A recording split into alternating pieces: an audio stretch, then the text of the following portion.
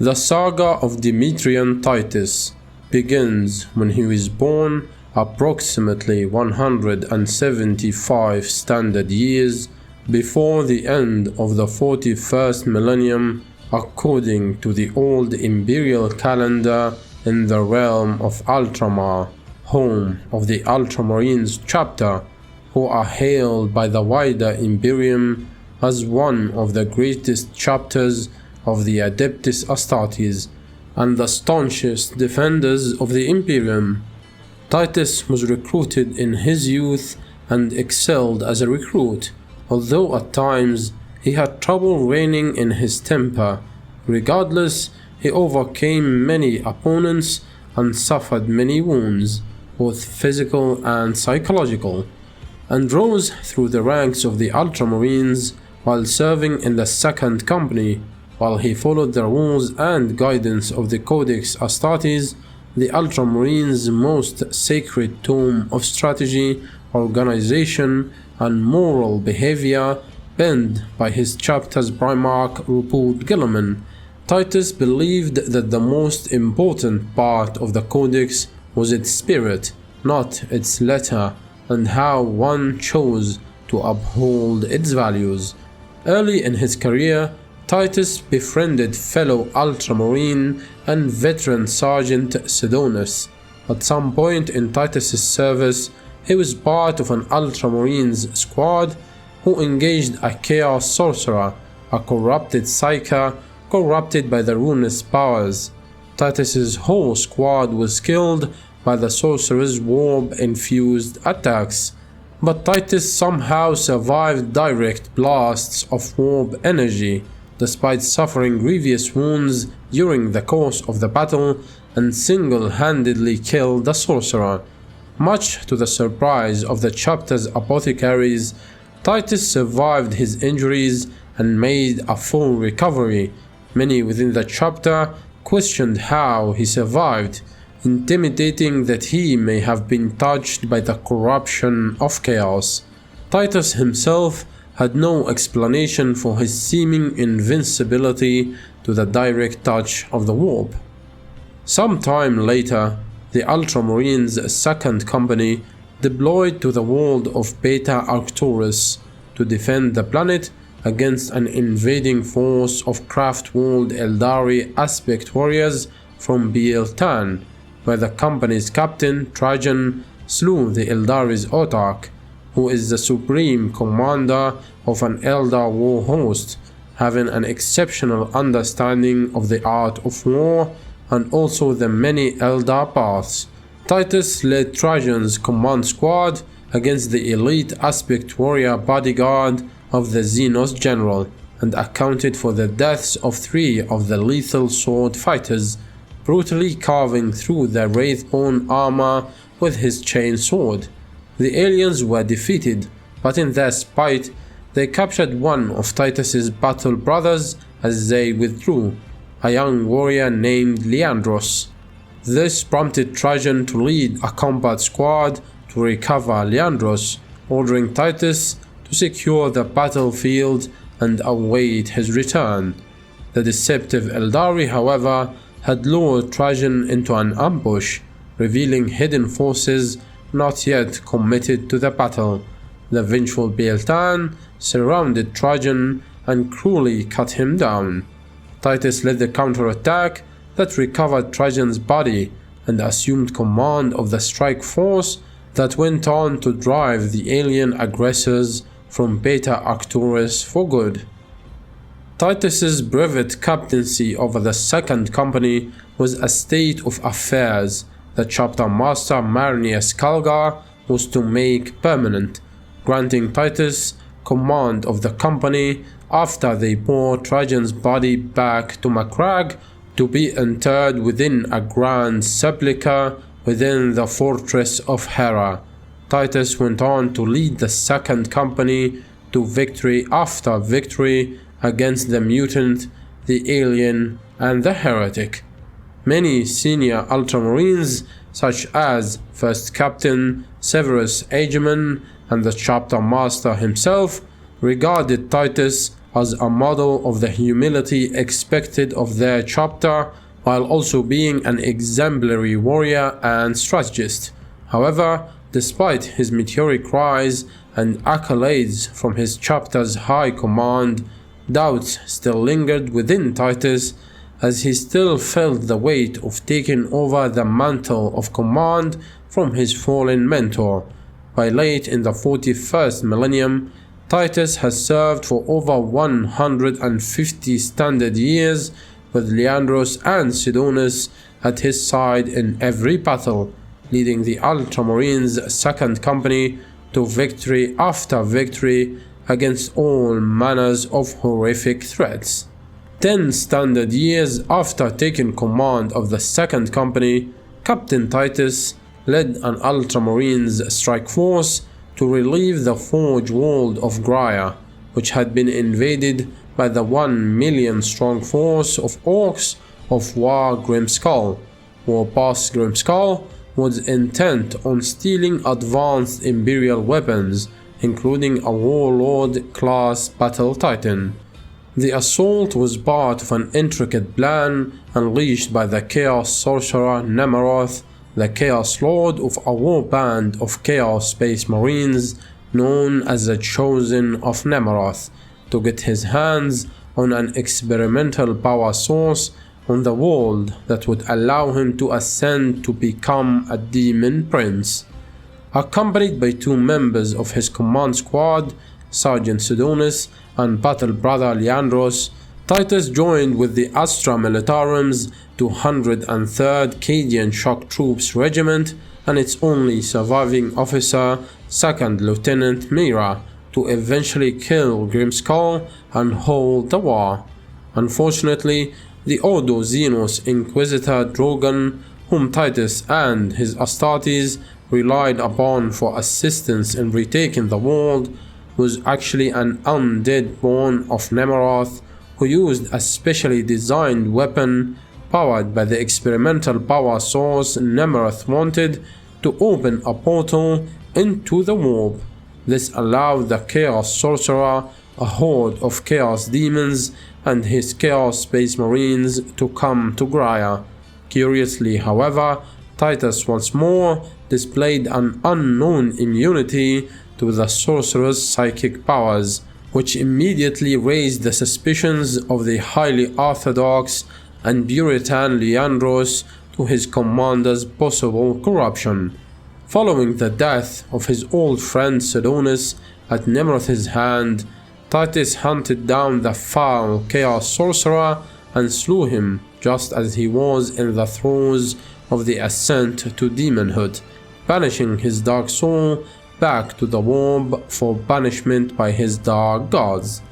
Despite his valiant efforts to liberate Graia, Captain Titus was sequestered by Inquisitor Thrax and his retinue of Black Templar Space Marines on suspicion of heresy, after Leandros reported his captain's display of uncommon resistance to corruptive war power unleashed by the Chaos Sorcerer Nemeroth, as well as Titus's multiple deviations from the Codex Astartes, held sacrosanct by all Ultramarines. Captain Titus was taken away for interrogation by Inquisitor Thrax, whereupon he disappeared from the chapter annals for a time. Cato Sicarius, who had felt that he had been overlooked for command following the First Tyrannic War, replaced Titus as captain of the second company. As it turns out, Inquisitor Thrax held an extreme grudge against Astartes, seeing them as a liability to the Imperium and never quite trusting them, especially after the events of the Badab War, an uprising instigated by the renegade Astral Claws chapter early in the 10th century of the 41st millennium. Titus was imprisoned by the Inquisition for over a standard century, continuously tortured and psychically interrogated by Thrax in an attempt to find the truth of Titus's supernatural resistance to warp energies, keeping Titus in stasis between interrogations. The Space Marine captain was psychically scourged and subjected to brutal mind trolls, and even though no signs of chaos corruption was ever discerned, the Inquisitor refused to relinquish his captive. During this time, Ultramarines chapter master Marnius Kalga made numerous petitions to representatives of the Hollow Orders of the Emperor's Inquisition, demanding that his captain be returned to the Brotherhood of the Ultramarines. Whether these requests fell on deaf ears or were lost on the labyrinthine levels of secrecy and self-proclaimed hierarchy that exists within the Inquisition, Kalga never knew. No word reached him of either Inquisitor Thrax or his captive Demetrian Titus for many Terran years. After a standard century of captivity by the Inquisition, Inquisitor Thrax led an operation against the traitorous Grey Slayers chapter, who had become corrupted by the insidious machinations of the Dark Gods. Leading a large retinue of Grey Knights upon the corrupted chapter's home world, they began to purge the heretic Astartes in earnest. However, during the conflict, Thrax was possessed by a demon, and in turn was killed by his retinue of Grey Knights. In the wake of Thrax's death, forces drawn from the Red Hunters chapter were dispatched to investigate and secure the Inquisitor's holdings. In a remote inquisitorial watch station far to the galactic south, a Red Hunters kill team discovered almost a score of Space Marine interrogation subjects locked in stasis cells, reserved from the passage of time. Titus's story could have come to an end there had the Inquisitor responsible for overseeing the seizure of Thrax's materials felt inclined to conceal the shame of her fellow Inquisitor. Instead, Titus and several other warriors of various chapters who had attracted Thrax's attention were conveyed to the Death Watch fortress of Watcher Keep to be evaluated, and the Death Watch is a unique and specially trained Space Marine chapter that dedicates its every hour to Xenos hunting. Known as the Shield That Slays, they are the chamber militant of the Ordo Xenos, charged with protecting it in its search of information, containment, and ultimate destruction of all Xenos species, consisting of battle brothers drawn from many chapters. The Death Watch operates from watch fortresses and watch stations across the whole of the Imperium. After being found free of chaos, taint, or disloyalty, Titus would eventually enter the service of Watcher Keep as a Death Watch Black Shield, his former identity unknown to those he fought alongside. Having received no word from his brethren since his incarceration, he came to believe he had somehow brought shame upon his name and that of his beloved Ultramarines, and determined that he was not worthy to bear the chapter's name. Overcome with shock and grief at his discommendation, Titus had all of his former chapter's heraldry purged from his battle plate and assumed a self-imposed exile as an outcast Black Shield. If he could serve the Imperium and his Emperor as an alien hunting battle brother of the Death Watch until death claimed him, he would do so gladly, having no more desire for personal glory than he did at the start of his life as a Space Marine. Assuming the name Nullus, Titus honorably served alongside his fellow battle brothers in the Death Watch for many standard years. During this point in time, unbeknownst to Titus, the Ultramarines Primarch Rupud Guilliman had been resurrected on Macragge during the Ultramar campaign of the 13th Black Crusade, and now once again served as Lord Commander of the Imperium and Imperial Regent. Guilliman led his newly declared Indomitus Crusade against the various enemies of humanity, as the galaxy had literally been split in two by the opening of the Great Rift at the start of the era Indomitus, a galaxy-spanning warp rift formed in the wake of the destruction of the fortress world of Cadia at the hands of the War Master of Chaos, Abaddon the Despoiler. However, this crusade left many worlds weakened after committing large numbers of troops to the war effort, leaving them more vulnerable to invasion. During this time, the Fourth Tyrannic War began in the Segmentum Pacificus, a swarm of Tyranids, ravenous extragalactic aliens that threatened to consume all life in the Milky Way, invaded the already beleaguered strongholds of humanity in the Galactic West. Titus, as Nullis, deployed as part of the Death Watch's kill team, Kassuran, deploying to the Residius system via Corvus Black Star. During their mission to the Residius system, Nullis and his squad were tasked with reinforcing the Astra Militarum forces based there on the world of Kadaku, who were already weakened by the toll taken by the Indomitus Crusade Master across the Imperium Sanctus. The kill team's gunship was brought down by swarming flocks of winged Tyranid bioforms, forcing the warriors to engage with the insectoid aliens on the planet's surface. Here, Titus was gravely wounded by a monstrous Tyranid carnifex. As life bled from his torn body, his Death Watch battle brothers lying slain around him, he prepared to commend his soul to the Emperor.